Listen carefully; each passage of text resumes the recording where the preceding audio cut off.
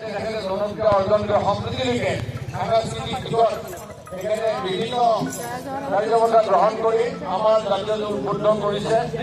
এইগৰাকী বিশিষ্ট ব্যক্তি দিলীপ দাস ডাঙৰীয়া পৰৱৰ্তী সময়ত আমাৰ যোৱা বিগত সময়বিলাকত তেখেতে আমাৰ নলবীয়া পঞ্চায়ত সন্মিলনৰ লগতে মিছন আৰু আমাৰ জাতীয় জীৱনত তেখেতে সদায় সহায় সহযোগিতা দিয়া পৰামৰ্শ কৰি আমাক উদ্বোধন কৰি আহিছে।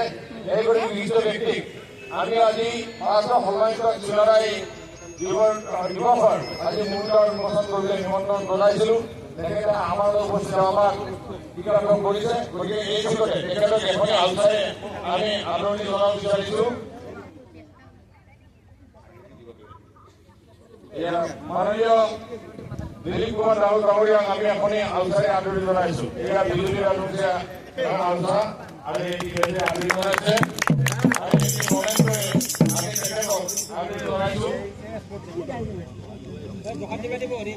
আপোনালোকে যেতিয়া আমাৰ এই অনুষ্ঠানটোত আমাৰ আৰম্ভ হ'ব, তেতিয়া মাননীয়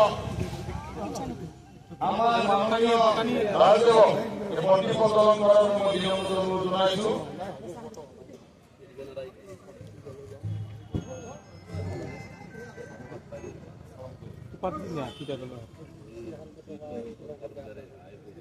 আপোনালোকে অৰুণি দিব।